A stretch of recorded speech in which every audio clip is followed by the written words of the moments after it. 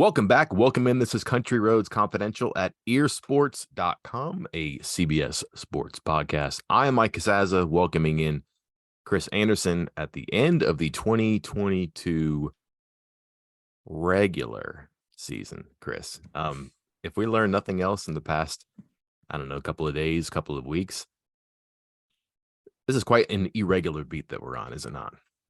It absolutely is.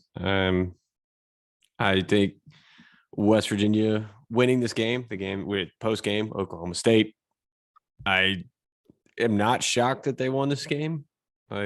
Just watching that game, West Virginia looked like the better team.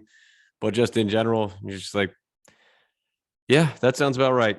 You end Oklahoma State's winning streak. You beat Oklahoma for the first time since joining the league. You beat Virginia Tech, who you thought was going to be a tough one, by 3 touchdowns. You beat the defending Big 12 champions. And you're not bowl eligible, but maybe you are. I'm here for all of it, Mike. So before we sign off here, we will touch on the bowl eligibility question and maybe have some answers. Yeah. There's a way to wrap this up pretty quickly here, maybe by the time we're finished, but maybe not too. Have questions out to West Virginia. Frankly, I'm not sure a lot of people realized how close this was to being a reality. It's not close, but it's not unreasonable. And I raised my hand. I hadn't paid it much attention until I started looking at it during the game. And then things started to crumble a little bit beneath the idea that it couldn't possibly happen. And then, of course, we have the Neal Brown situation. We can discuss a lot of the reportage from the ESPN broadcast of the game. Mountain, molehill, I don't know, but there's a lot happening. To be frank with you, including today, the score, the win, all that stuff, I'm not sure a whole lot has changed, especially when it comes to the fundamentals of the situation. We can get into all that. I think it would be a disservice, though, to start with that because, one, we've talked about these things for quite some time when it comes to athletic director, head coach futures. And also, we didn't even know about the bowl thing until like an hour ago. So let's not do that. Let's start with the football team because this season was over in some regard, whether officially or in perception, a few weeks back. And I don't know, Chris, progress in some regard, you can see. I don't know if you want to grant kudos for all that stuff by playing younger players, by experimenting a little bit, by maybe loosening up that top button where a lot of people had called for that for quite some time. At the very least, though, a couple of wins at the end that just don't happen. Oklahoma State, when there wasn't much to play for, in especially in this game here. And again, it would have been easy to just say, enough's enough. I'm on for my own thing. But we did mention this Tuesday. I thought it was a good point that you made. Maybe it was Saturday last week, that if Brown does pull this together and gets this win and ends a long winning streak at home for Oklahoma State, ends West Virginia's long losing streak to the program at the end of what we thought was a sunk season, that's a good thing for him. And if that's the bookend for him, hey, that's a pretty good consolation prize. We don't know what the dynamics are for what happens next. Again, we can cover that, but I don't think that sentiment has changed at all.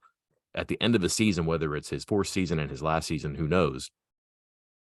Pretty good work by a guy who has had good signs in Novembers in the past. Unfortunately for him, September, October haven't gone perfectly, and those November accomplishments have been necessary to keep things out of the fire. He does have a knack for this. I don't think you can take away what he and his staff and his players, young and old, accomplished today. Absolutely not. I think the way I phrased it was if they end up beating Oklahoma State this weekend, you take this Oklahoma game and the Oklahoma State game, and you put that at the top of your resume if you're looking for a new job after this, because we talked business decisions, right, Mike? Like guys making business decisions, not taking hits, not making plays, maybe not even playing.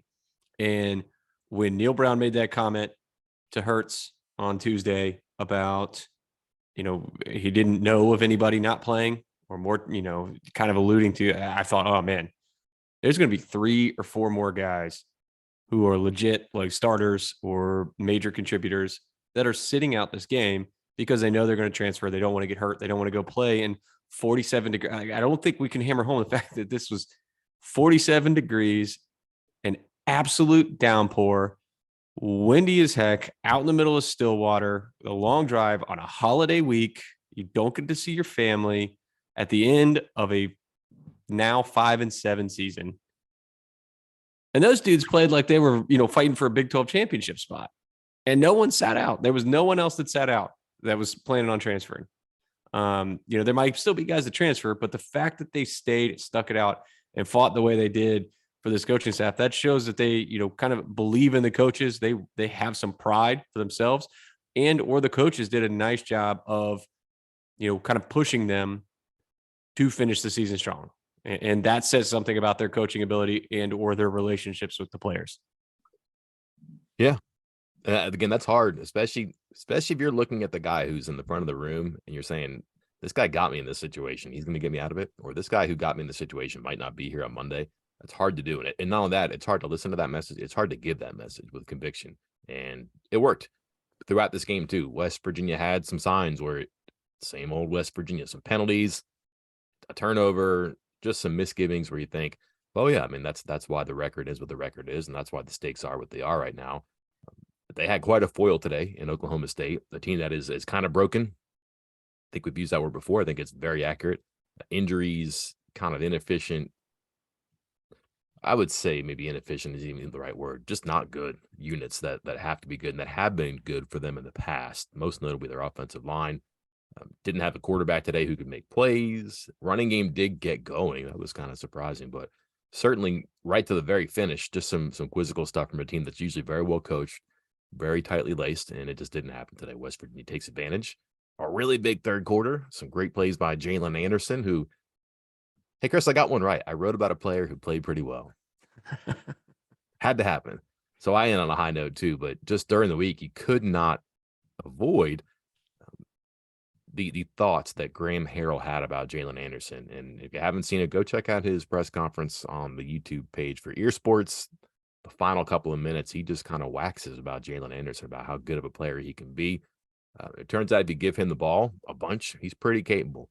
And he ran patiently and fast and hard today and was a difference. And just, it seemed to me those 2 long touchdown runs were huge burden breakers for West Virginia and really made Oklahoma State realize it was not going to be easy, that West Virginia was not going to pack it up, and that, we're actually down by 11 points right now. And, they did get back into it, had a chance to tie it, but man, West Virginia wins with essentially quarterback number 3.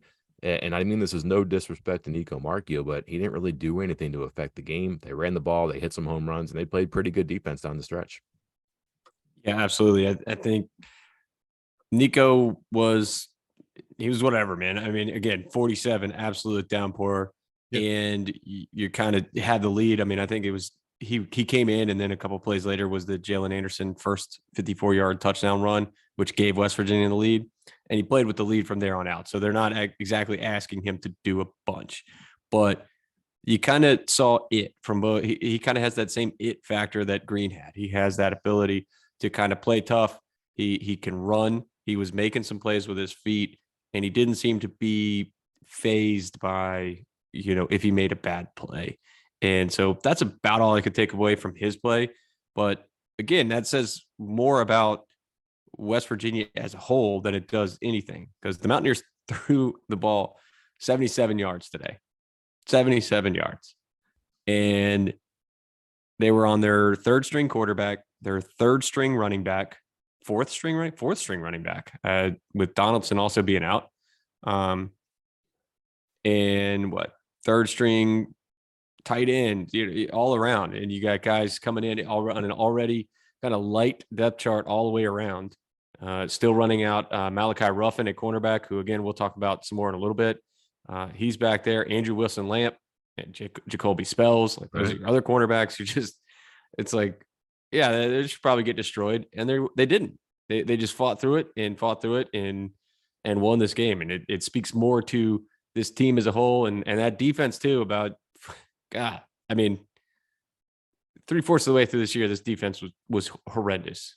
I mean, maybe halfway through the season, it was horrendous. And they've really played well towards the end of the year, winning football. Just throw out a couple game balls here. That's the best I've ever seen Linnell Carr play. Yeah.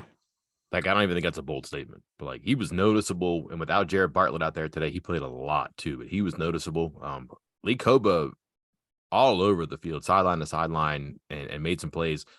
I think what'll probably get overlooked, he makes a play on a screen pass late in the game that I'm not sure they score on it. They probably get the first down and they end up kicking a field goal, I believe. But he was all over the place making plays, but he makes that play in a screen pass where he's definitely blocked by one, maybe two people, and he still makes a play by just getting, an arm or a leg out to make a play.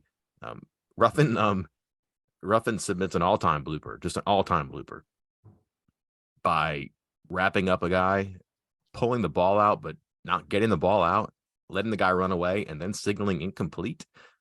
And it goes for like a 35-yard gain. I forget the number, but it was pretty embarrassing. They targeted him twice on the final possession. I was kind of upset. I have no dog in the fight here, but like they called a pass interference on him on one. I was like, that's not pass interference. And then they pick up the flag, and then makes a great play on the next one. They go right back at him, but he survives twice in a row. And that's a hard thing for a corner to do, to run twice like that and survive both plays. But he did.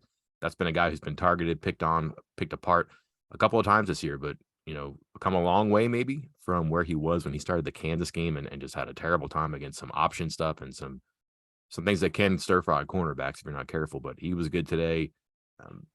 Just, spots that had been weak were good. And then again, Jasir Cox. I don't know why he wasn't a spear early in the season, but he's played really well since he moved back there. He was there at the start. Remember, they moved him. He played Will back at spear, played a lot the last couple of games. He was effective today too. Really good play on a 2-point conversion where he just doesn't let the running back kind of go north out of the backfield on a 2-point play that's supposed to trick a guy like Cox, but he didn't let it happen. You haven't said this too much, Chris, but you could spend a lot of time. I just have kind of handing out stickers for players on defense. Yeah, definitely. The way that Ruffin bounced back after that boneheaded play kind of was remarkable, honestly. Like you said, in coverage on 2 deep passes to a guy that's bigger than him, and the same guy, by the way, who made that play on him earlier, the same one that broke free on that and ended up being a 43-yard gain. You got about 30 some of those yards, that 35 yards you referenced, that might have been after Ruffin was celebrating, because that was a big one. And he also had another play, and I laughed even harder at this one than I did at the early celebration penalty, or not penalty, but the early celebration that ended up in a 43-yard gain, because there's a guy who had inside leverage on him on a slant or a post route for a touchdown. It was a decent throw, and Ruffin timed it, met at the top of the jump, and knocked it away to save a touchdown. And he didn't even crack a smile. Didn't even crack a smile. He got a little more emotion in the fourth quarter on those final couple plays where he broke up passes, so that was good to see.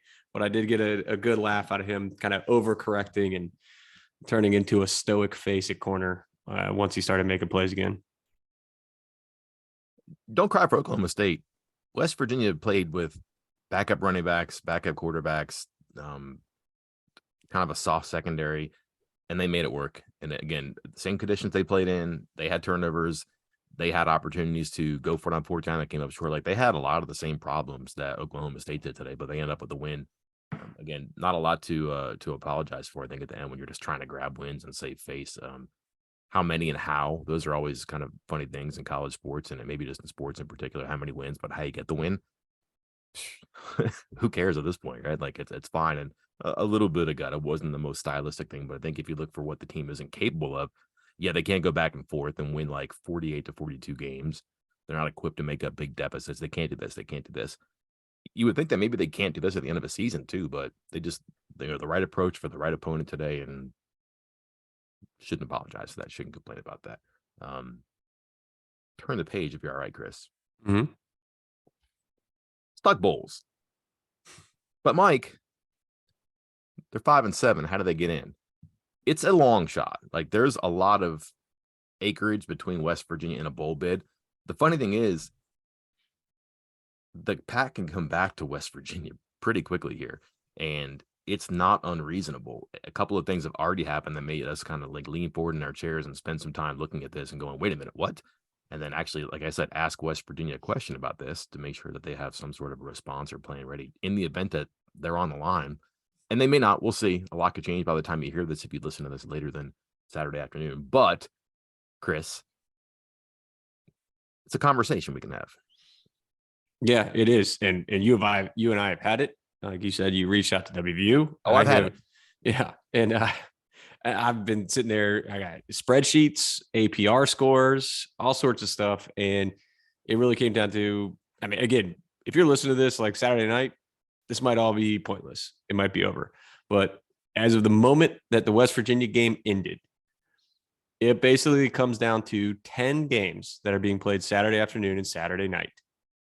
And if those 10 games, the teams that West Virginia needs to lose go 1-9 or 0-10. Again, you think, wow, you got to get 9 out of 10 right or all 10 of them right. That's a lot. Well, the thing is, most of these teams are going to be double-digit underdogs in their games. Some of these teams are already losing in their games. For instance, as we're speaking, Iowa State is one of those teams that has to lose. They're losing 24-0. So there's one. And you kind of go down the list, and some of these other teams are similar to that. It's going to take a lot. It really just comes down to 5 and 7 teams and their APR scores, because there will be 5 and 7 teams that are playing in a bowl. I think that's a given at this point. And West Virginia has a okay APR score, top half. I think they're tied for like 50 something. And that's helpful. There are a lot of teams that were eliminated from this conversation that I was having because they're 5 and 7, but have a worse APR score than West Virginia. So academics could come into play in these situations. Again, long shot. Might he get there? Maybe. And then I guess the next question, the second, third, fourth, fifth, 16th step that has to happen here is, if they do make it, does WVU accept it? Do they want to go to a bowl at 5 and 7? Uncertainty around the roster, uncertainty around the coaching staff. We await the answer. One reason that this is so interesting is the APR. And I'm always kind of like amused by the fact that coaches have that put in their contract. Like if their APR number is above something, it's this much money. And if it's above a little bit higher number, it's worth that much money. Well, now it all makes sense. It's always about the money, always. But those APR bonuses, they're kind of like, I don't know, just feel like they're easy money sometimes, because as long as you have a pretty good academic support program like West Virginia has had for quite some time, really good graduation numbers, really good teen GPA numbers. Brown has been way above the watermarks here for as long as he's been the coach. Sometimes it does pay off and it takes care of itself too. So trouble is that sometimes when players transfer as often as they do, that they're not eligible or they leave in a questionable situation, that can hurt you. They kind of shored that up a couple years ago by changing the APR thing, because it shouldn't necessarily hurt a school if a player's a knucklehead and isn't retained and he decides to transfer, because the transfer phenomenon was so out of control. You had to change the APR. So it could be a lot worse for West Virginia, like retaining players for a second semester. That's an unreasonable expectation now because so many players transfer, but their numbers have gone up and they've been pretty solid for a while. And wouldn't that be something if it does add up here too? Hey, I wanted to get to something at the end of the game, by the way. I've kind of turned the corner on Mike Gundy.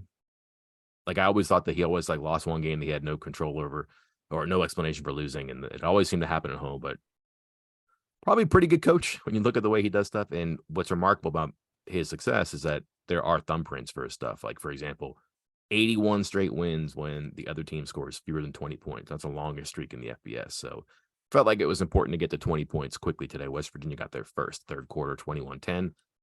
That was enough because their offense was kind of limited. I understand that there are explanations for that too, but he knows his teams.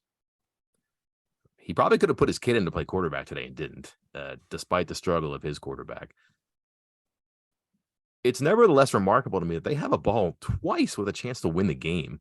When the game, like, I just thought from start to finish, with few exceptions, especially early, that West Virginia was the better team. It had the better chance to win the game. Like, there was a point I was like, I don't know how Oklahoma State's going to block to protect the passer or to get the run going. And they got the run going, so hey, good for them. Almost everything to the right, because the left side of that offensive line is as advertised, Chris. You nailed that one. But what did it say about Oklahoma State and maybe West Virginia to get in a position where it had the ball twice late with a chance to win it? And then you're just wondering, man, does that deep pass from Nico to Bryce Ford Wheaton that keeps the third time out on the board for Oklahoma State, does that come back to haunt West Virginia? I don't have a problem with it. Ultimately, that doesn't matter. But one timeout, ball around midfield, because you almost have the ultimate folly of the season when Oliver Straw can't handle the snap. and ends up punting the ball about 35 yards to the 50. But it just seemed like to me it shouldn't have been a game at the end of the game, and yet it was. And ultimately, throw it deep, drop a pass, check down to the running back on 4th down. It just seemed like a strange ending, and maybe that's fitting, I guess. Yeah. Kudos to Ollie Straw there for that play, by the way. And I think really that's that the reason it didn't get recovered or blocked or whatever was a kind of a testament to the rest of the game and the way he was punting and the way his team was blocking, his guys were blocking prior to that. Cause it kind of got to the point of he was punting so well and the rest of the punt or, the punting team was blocking so well that Oklahoma State didn't push it. I mean, I don't think you really want to be pushing for a punt block in that situation anyway, but why keep pushing? If you don't see an opportunity, you kind of back off a little bit. And I think West Virginia had done such a good job of punting the ball and giving him protection that Oklahoma State didn't push it. I mean, he lost the ball, kind of fumbled it around a little bit, went to go grab it, picked it up, and there was still only one guy from Oklahoma State even in the backfield. And so, or maybe two, but they weren't on him. He had all that time in the world to grab that and kick it. So that's just a testament to good, solid special teams throughout the game, as well as a nice play right there. Ooh, my bad. I wonder how many times he's been in that situation. Not live in a game for sure. So for him not to panic and to get something on that was probably a nervy moment for him, but good. But think about the time that West Virginia chased a punt and got a roughing penalty. It's that small of a margin there too. So listen, there's a lot of what ifs for West Virginia, which leads to this, Chris. Did not have the sound off today, as I typically do when I watch these games. Evidently, Neal Brown's job is in question. I took a note on that. Repeatedly pointed out to us. I've not caught this report where they say that he's coming back. From what I understand, it's a paragraph in a story about the coaching carousel. I have my suspicions about how those things get reported. That's fine. Everybody has their own sourcing. But the likelihood that Brown is back next season is up for discussion. So let's have that discussion. Mm-hmm. Where, how do we begin? Exactly. Yeah, there's a lot of places. It's just, I don't know where to begin because there are so many angles to this. There are so many discussions about it.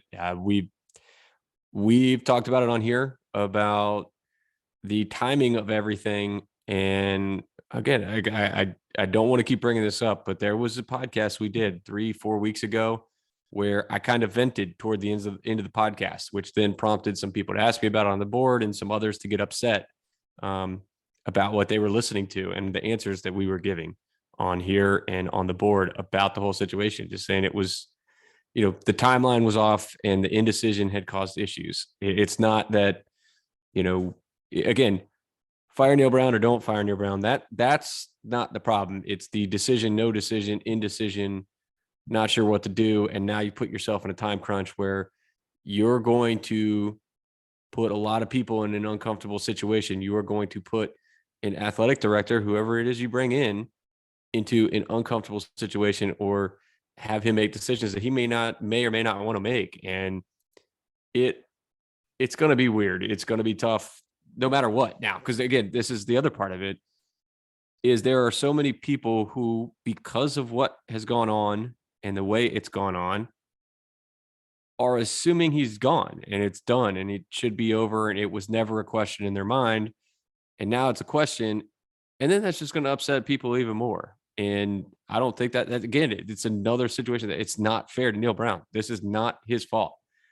And the administration has kind of put him in this position, and it's going to get very, one way or another. I think it's going to be, I don't want to say hostile, but emotions are going to be high in the next 72 to 96 hours. There's a school of thought that says you have to cater to your fans and your donors no matter what.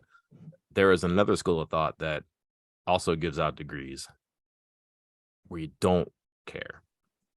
And you don't completely ignore it. I understand that, but you cannot be adversely influenced by that, especially when it's emotional. And fans sometimes are not as capable of seeing the big picture. They don't have all the information and experience as administrators do, or as people who have information and content, intel, whatever you want to call it, from the industry, from other sources that inform your decisions that you make. So are they in a silo on this?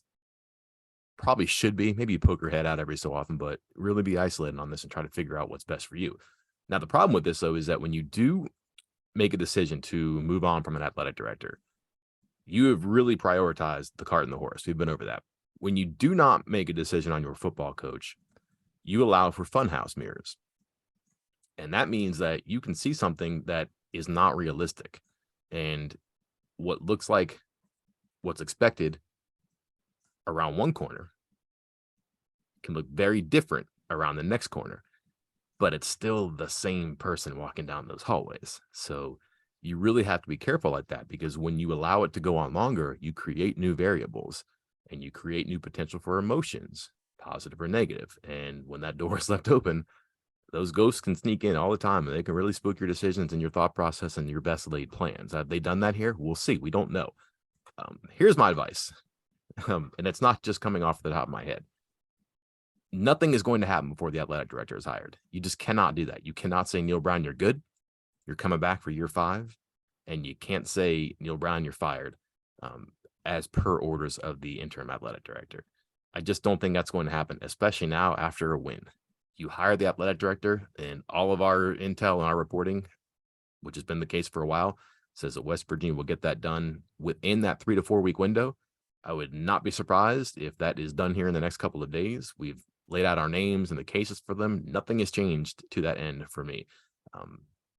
I think that Brown has a chance to survive this. I do. Not because he won Saturday. Does that help? Maybe. But again, that's kind of the fun house mirror effect I was talking about. I do think there's a chance where an athletic director comes in and has a whole bunch of folders put in front of them that have different scenarios. It could be coaching candidates. It could be Neal Brown is one of them. But he might have to make changes to his staff, and he might have to, 1, agree to it, and 2, come up with really good names that would authenticate the decision to let him stay another year. I do not think that's out of the question.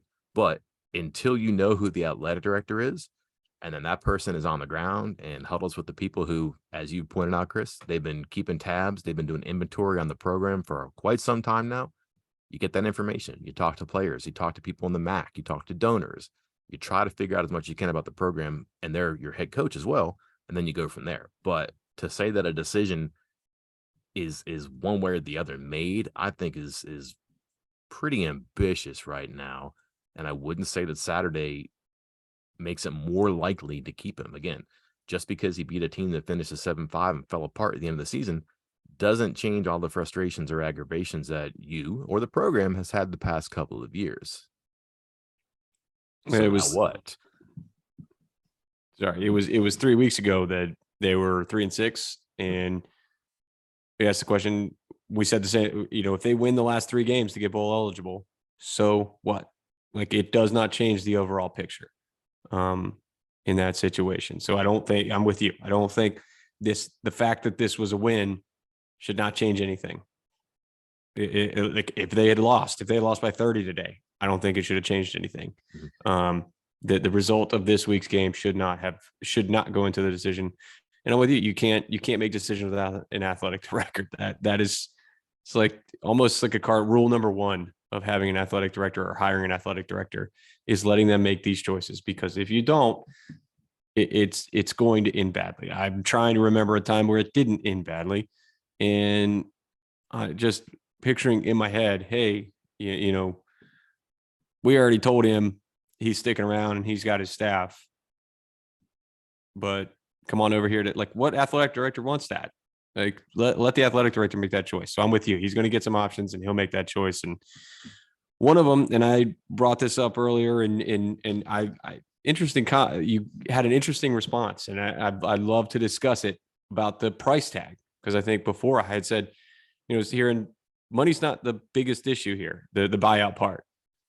But the problem is not the problem, but the other angle is it's not just the money you're paying for the buyout, but then the new coach. Because if you're firing Neal Brown, you are saying, I want, this type of coach, a different type of coach, a more known coach, a bigger coach, whatever it is you're trying to say here. Because I don't think firing Neal Brown and then hiring another up and comer from the group of 5 is going to be the move. And so then you're talking, you want a known coach, whatever that is. That known coach is going to get paid more than Neal Brown, which means you're paying $4 million to Neal Brown to go away and $5 million for a new coach. So you're paying $9 million for a coach, basically, is your coaching salary, your head coach salary, which is again about Nick Saban money. Is West Virginia going to do that? Your rebuttal, sir. You're right and you're wrong. I don't want to say you're wrong, like, haha, you're wrong, but like, you're right. He'll look at it that way. You're spending money on top of other money, but don't forget that they commit to spend money for a head coach. So they're already spending some of that money. Like that's penciled in all the time. So imagine a budget. You do have to go a little bit above it because you're hiring a second head coach for sure. So yes and no. You're not paying 9 million for a football coach. It's hard to explain. This is kind of the way administrators think about this stuff too. The Brown money, yeah, if he's gone and he agrees to make his money, bi-monthly for the next 4 years, that's going to be $4 million per year. But you'd already budgeted that you're paying him that much. So now you got to pay a little bit above it. And sure, you're going to pay 4, 5, 6 million for your next coach, but hey, that's less than some people are making. So is that an ideal thing? No, it's not. But that's just the way they're going to do stuff. I don't think that's going to be prohibitive to them. We'll see what happens. Yes, it's a good point. You're committing a lot of money to it, but you're already planning on committing money to it. You're just committing more to it now. It's not like you're blowing it all up and you're not starting a program from scratch, so to speak, and having money that you've never had to commit to resources for and luxuries for football before too. So that'll be an issue. The other thing is too, don't panic on the AD thing because Hugh Freeze and Matt Rule are gone. Just because you didn't have an AD. Honestly, if you think that they wanted to talk to those guys and didn't because they don't have an AD, just read up a little bit on how these things go. If West Virginia wanted to have conversation with them, hey, we're going to hire so-and-so to be the AD, or hey, we're thinking about these 2 people, stick with this. That stuff probably happens in some regard, especially a guy like Matt Rule who hasn't been tethered to a program for a while. You can do that. Certainly appears like Hugh Freeze has been playing for Hugh Freeze for a while too. So you can have those conversations. Just because they don't have an AD doesn't mean they didn't entertain those things. And I haven't talked to anybody who thought that, anybody who thought that one of those 2 was a realistic option for them. Matt Rule would be great. There's some connections and some geography in the Big 12, obviously, that makes it make sense. But the guy just took the Nebraska job, which is a pretty good position. And then Freeze, I don't know what to tell you there. Just never heard his name here. So were they going to commit 8 years and $72 million to a head coach? I don't know that, but I don't know if that's the expectation for West Virginia either. So it's not like they went from paying $4 million to $15 million. Probably somewhere in the middle when they do that. That's going to be interesting. But there's so much mythology, and then people are going to get huffing and puffing about that stuff. It's really hard to keep tabs on what happens and what every action or inaction means and how it reflects on West Virginia, which is kind of unfair.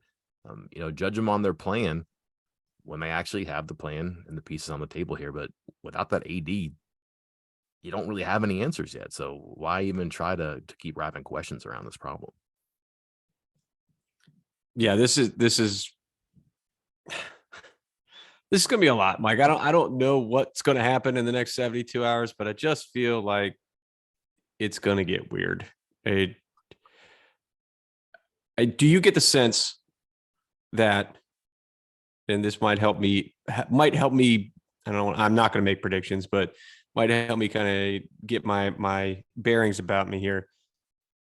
Do you feel there is a definite plan in place and that West Virginia is currently sticking to or on that plan, on that path? Yeah, okay. It's to get an athletic director. That's why they were so definitive about 3 to 4 weeks. Listen, they could muck that up and it could be the middle of December before they have an athletic director, in which case Neal Brown's your coach in 23.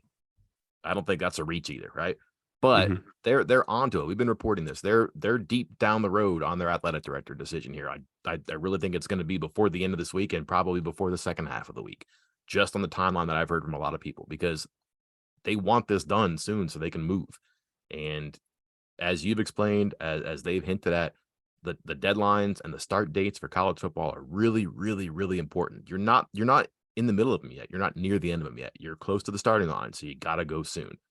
So I think that's step one. Again, the other part has to be of reciprocal interest. So the person has to say yes. You can ask people at the prom all you want. they don't say yes, you don't have a date. So I think that they've been courting the right people, and they're going to make a move on one or the other soon and go from there. Things to watch out for. If there's nothing by Thursday or Friday next week, then they have probably hit a roadblock somewhere. If West Virginia fires assistant coaches Sunday, Monday, Tuesday, that's a clue. That's a clue, because why would you be firing guys that weren't coming back, part of a coaching change too? Now, the other reality here is there are 2 assistant coaches out of 10 who have expiring contracts. They might not be back just because they might not be brought back. There's 8 that have existing contracts. If one of those 8 gets fired, that'll be really interesting, because who's making that decision? The athletic director who's not here, the head coach who might not be here.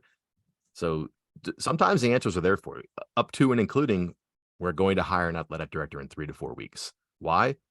Because you've got to have everything situated, everyone lined up properly to hit the offseason on time. And I think that they're still on track for that. Ultimately, they have the answer. We have the questions. Let's see what the answer is from them first. But my indications from everybody I've talked to is that they have a plan, and they're just right at where they want to be right now. They weren't going to get anything done before the end of the season. They said that at the very beginning when they had the news conference that introduced Rob Alsop as the interim. Nothing has changed here, and they progressed behind the scenes toward a hire that I do believe will be sooner than later. I'll make this quick because this is my last point, and it stands true regardless of who the head coach is, whether it's Neal Brown or it's somebody new. A decision definitively on at least the coaching spot. And again, I don't think you can make one on the coaching spot until you make one on the athletic director. So decision needs to happen by the end of next week, because if you want to make a change and you don't make a change until after the transfer portal window has opened or has been open, or if you want to keep Neal Brown and you don't do it until after the transfer portal is open and guys have already started leaving because they think he's gone, you have now put whoever your coach is behind the 8 ball in a big, big way in 2023. And struggles that happened to the program that season, I mean, some of them, of course, are going to be on the coach, but some of them are going to be on the administration again. And so you have to make a decision before the end of this week. And I'm with you that if they hit a roadblock and it just kind of pushes the athletic director decision down the road, you hit a roadblock. You don't want to make the wrong hire, but it's one of those, don't compound your first mistake with a second mistake and so on. But decisions have to be made within the next week if you want to have a successful 2023. You might call them business decisions, Chris. Yes. Yes. The other definition there. Hey, it's going to be busy. Great time to keep up to speed on everything. 75% off for a little bit longer here on the VIP subscription. Apparently people are really eating that up, so that's good. I wonder why. Maybe there's like a whole bunch of crazy stuff happening here. Keep your wits about you. Just be careful. Be careful out there. That's my best advice for things like this. This is a topsy-turvy time, and West Virginia added a wrinkle with a win Saturday. Also, don't let the extracurriculars kind of take away from, again, what's a needed result on the field. People should feel good about that. Chris, what's coming up the next couple of days here that you can actually report right now? Yeah. Recruiting stuff. We'll have some recruiting news. Obviously, transfer portal opening up a week from Monday. So it won't open up next week, but I think you'll start to see some stuff leak out about decisions. That Monday date, December 5th, that's just the official date. That's when it's officially in the portal. But decisions, I think, are going to come before that. I know Neal Brown said he's going to start talking to guys next week. So watch out for that. Look for those kind of updates. Look for updates on recruiting things, guys taking visits, guys planning official visits. I still have one guy that I wrote about on the board for our VIP members that is still planning to be for an official visit at West Virginia with Neal Brown and this coaching staff next Friday. So keep an eye on things. It's going to change a lot, I think, over the next week. Basketball, third place game of the Phil Knight coming up. Purdue looks pretty good. West Virginia doesn't look quite as bad as it did a couple of days ago. We'll take that to the finish line. We'll meet you at the starting line of the college football offseason. Until then, I'm Mike Casazza. And I'm Chris Anderson. We'll talk to you next time.